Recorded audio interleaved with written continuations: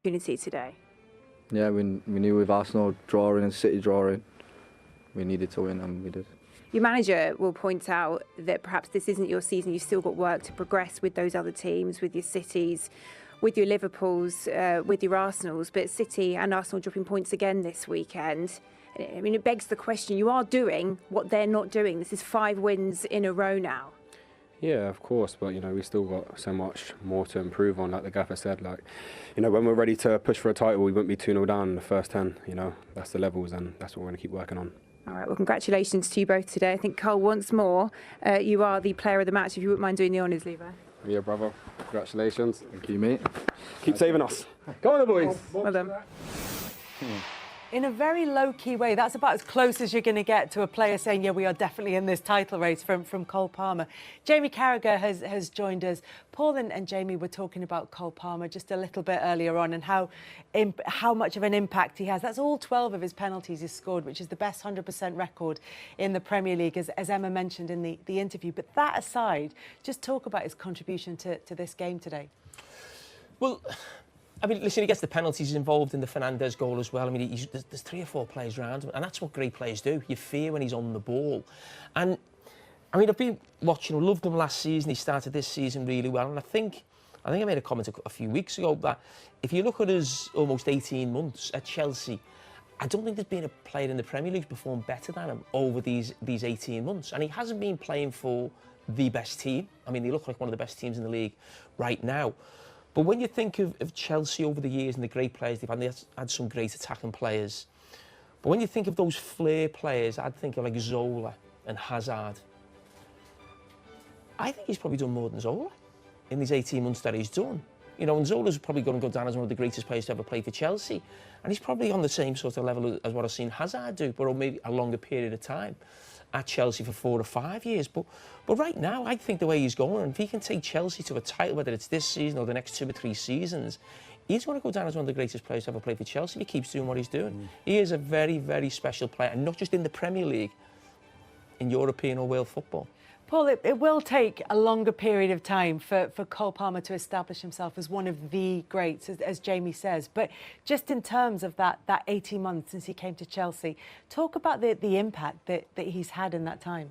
Well, phenomenal. First of all, coming down from Man City, coming down from Manchester to London is a big move in itself, you know, and he's a young lad. Especially with the trains. And he's coming to the team, and he's been outstanding. When you first come into the team, you're a young kid, you come from Man City, no one really knows about him, didn't play loads, so you get a bit of a free hit. You know, you play your stuff and people don't pick you up. The last 6-7 months, he's the big boy. You know, the name of the game is stop Cole Palmer. Stop him playing, maybe you might be able to stop Chelsea. He can't do it. And that shows how good he is, because he becomes present in team talks. If you're the manager of another team, you're like, right, we need to stop Cole Palmer. As soon as we lose the ball, someone go and connect on him. He's too intelligent. He gets into space. He's always got space, always got time. I couldn't talk highly enough of him. Everybody needs an X factor to win Premier League titles. You've got to have that bit of something extra. Like today, you know, he gets the 2 penalties, sets it, makes it happen for the Fernandes goal. You need that. If you want to win titles, you need to have that X factor, and Chelsea have it with him. Well, 100%. It was talk about him going on loan to Burnley. That was a feeling that he might do just to get his confidence, get playing again. And I think he made the move to come down here. And what a move for him. Because it takes a lot. You have to obviously move down from Manchester. He's obviously a Manchester lad. To make that change and come, it's been just life-changing for him, because he's found a club, he's found a good manager in Pochettino that gave him, because I think you need a platform for him, because you have to give him the right tools to just let him play and let him get on the ball. And great players need that, because if you put them under too much pressure or you ask them to run back too often, it's not going to work. What you have to do is when that ball breaks down, and that's why Tottenham was just perfect, because when the ball breaks down, they just kept leaving him so much space. And the things he does on a ball are just absolutely frightening. It's like a throwback of players who are just playing with no fear. It's like he's playing up in the goals with his mates, you know, in the afternoon, just playing, just going past people. The game is so effortless for him. Just before we take a look at the goals, Chelsea and the title challenge, how real is it? How strong is it? It is real because they're there. I think the big advantage for them is the fact that they're not playing Champions League, so Maresca can almost change the whole team. And when you change the whole team, it's still a proper team. You know, you look at the players who they've got on the bench. I mean, they've got probably 6 or 7 forwards who you could arguably say are first choice in some ways. I think not being in the Carabao Cup might be important if Liverpool or Arsenal get to sort of the semi-finals and the final. But I still look at the goalkeeper and the 2 centre-backs, or Badiashile, who played today, and I just think I can't see someone winning the Premier League with that goalkeeper and without a real standout centre-back. And I think of, say, City winning it with, Ederson and Diaz, Liverpool with Van Dijk and Alisson, going back to Petr Cech and John Terry. Those figures you think that you need to win a title, I still think Chelsea are a little bit short in those areas.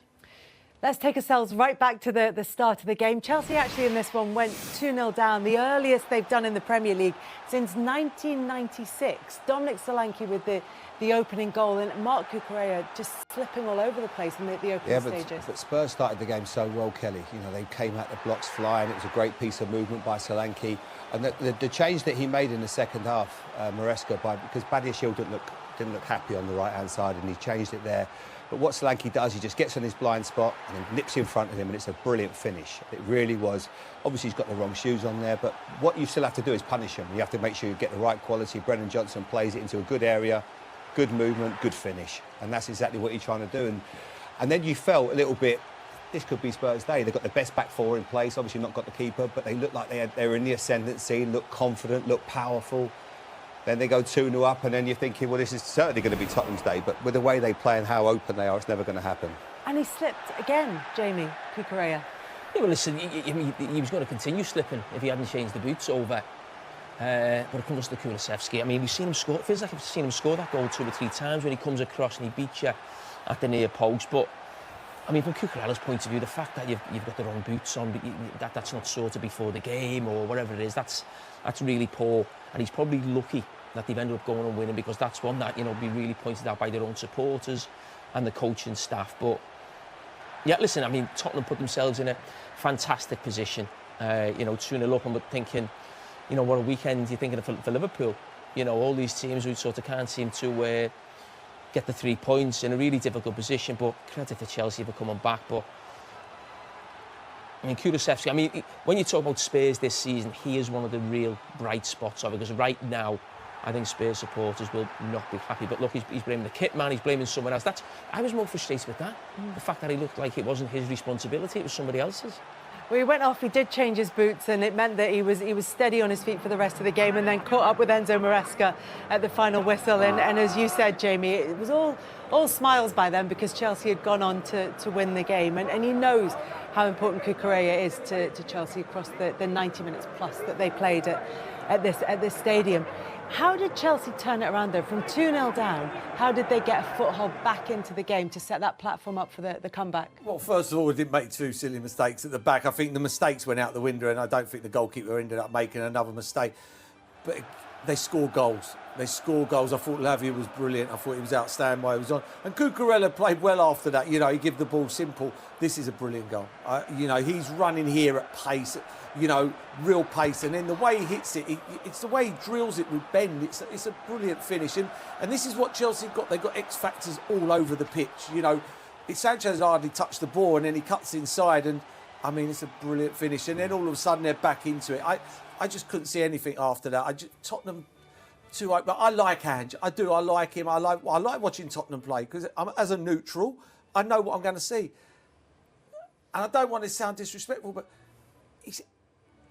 I'm watching the game, and it's like we're 2-0 up against Chelsea. Oh, let's just keep on going. It's like we're playing against Kilmarnock or St Mirren, and I'm Celtic manager, and I've got the best players. I haven't got the best players at Tottenham. I haven't got the best players, so I have to change it. I can't go, I'm not Man City, where I can go, you have a shot, we have a shot, and we will destroy you like they have over the years. You've got to be cute. You've got to say, right, we're 2-0 up here, sit back and let's counter-attack.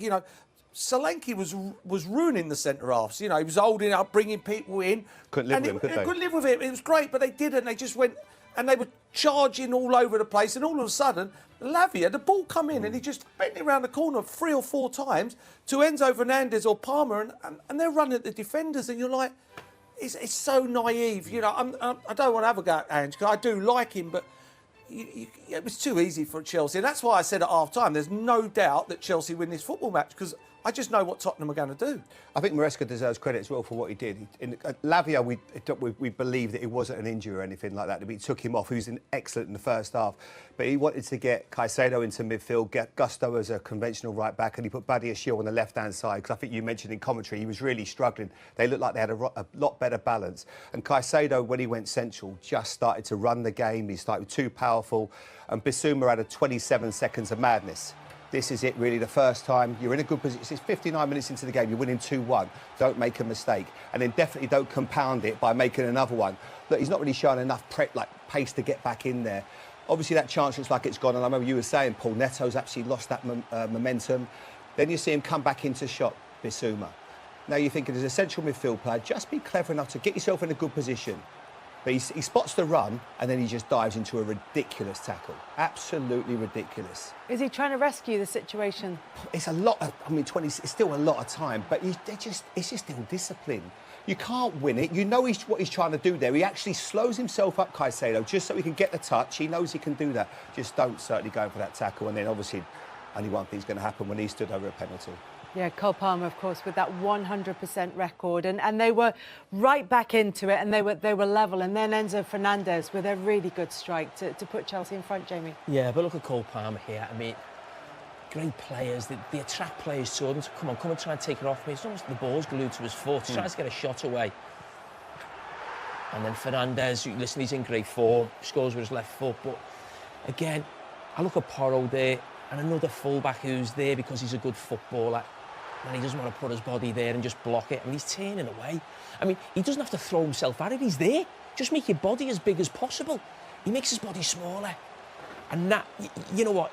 Is he pulling his arms in, do you think? Is he concerned He goes about side that? on. He goes side on. Just stand there with your arms by your side. I mean, and players like him and the way they play the game, they sum Tottenham up. You'll watch him one week and look a great attacking fullback, and we'll talk about him getting between the lines and setting a goal up. But you don't win nothing like that.